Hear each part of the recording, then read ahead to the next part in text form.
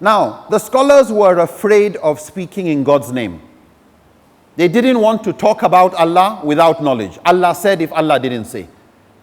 There's a mutawatir hadith where the Prophet ﷺ said, whoever deliberately lies against me, man kadhiba alayya muta'ammidan, falyatabawwa'a maq'adahu ila an-nar, fi an-nar. Whoever lies against me deliberately, let him know that he has prepared for himself a seat in hell. It has over 100 chains of narrators. So, mujtahid imams therefore were very afraid of saying Allah said or the Prophet said if they are not certain. So when it came to Allah said, they wanted to be certain that Allah said. If somebody said the Prophet said, they wanted to be certain. Didn't want probably, speculative, maybe. No, they wanted certainty.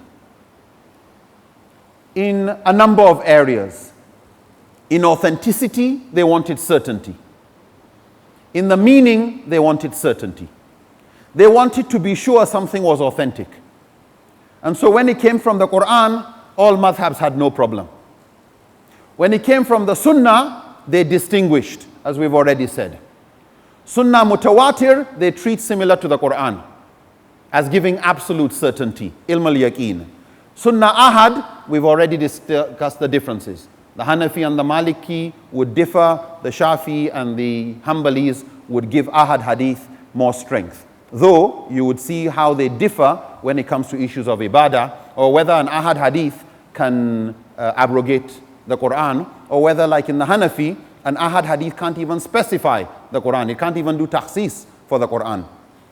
So because the Quranic verse, this is in the Hanafi view, because the Qur'an says, فَقْرَأُوا مَا تَيَسَّرُوا مِنَ الْقُرْآنِ, read whatever you find easy, that's in Salat, from the Qur'an, even though there are Sahih hadith that say you must recite Fatiha, because the Qur'an says, read what you find easy, they look at Qur'an as being like a bulldozer. Yeah, nothing comes close to the Qur'an. And if it's an ahad hadith, which is probabilistic, it doesn't give yaqeen, they take it, you know what, we will not take that hadith. Yeah. So for the Hanafi, if you do salat and you don't recite Fatiha, your salat is fine. Yeah. For the Malikis, the Amal of Medina. From the Amal of Medina, saying Bismillahir Rahmanir Rahim was not a part of Fatiha when it came to salat. So if you said Bismillahir Rahmanir Rahim, the Malikis actually considered it makruh. Makruh. But the Shafis would consider without Bismillah, your salat is not accepted because your Fatiha is not complete. So for the sake of peace and unity, the greater maqasid of unity of the Ummah, the Malikis decided, even though they consider it makruh, they will recite Bismillah. Why? So that they can continue praying with the Shafis. And the Hanafis would recite Fatiha. Why?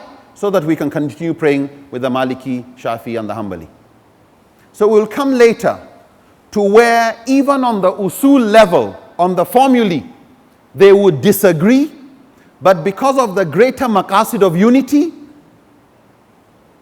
even though one school would consider this as bid'ah, because they considered unity a greater emphasis, something that was more greatly emphasized clearly by the Qur'an, they would agree on a greater good, even though they disagreed on a minor issue. So the authenticity would determine how certain they were. So they were certain of Qur'an, certain of mutawatir hadith. They differed when it came to Sunnah, ahad, single or few chained. Meaning, when you say the Qur'an says this, what does it mean? When the Sunnah says something, what does it mean? When the Qur'an says, cut the hand of the thief, what do you mean by thief? Your child stole your pen.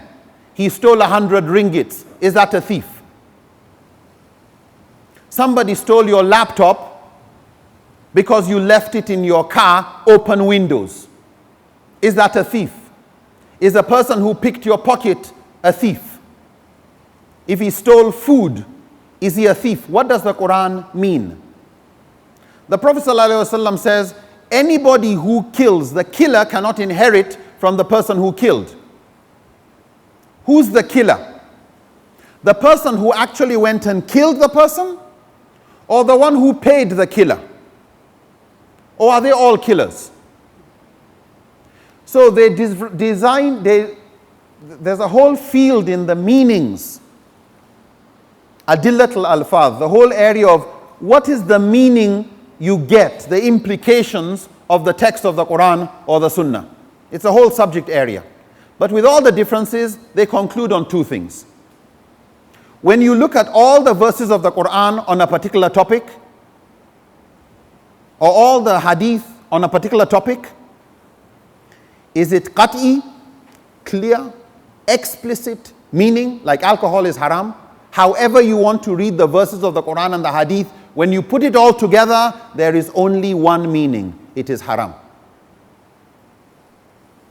So where the meaning is only one, and they are absolutely certain that's the meaning, then they are comfortable to speak in God's name. This is what Allah said, and this is what Allah meant. And the Sunnah helps them in that. Or this is what the Prophet said, and this is what he meant. But where it could mean this, it could mean something else, the scholars became careful. Why? Because what we want is, what did the Prophet mean, not what you think he meant, when he could have meant 2 or 3 things. Yeah.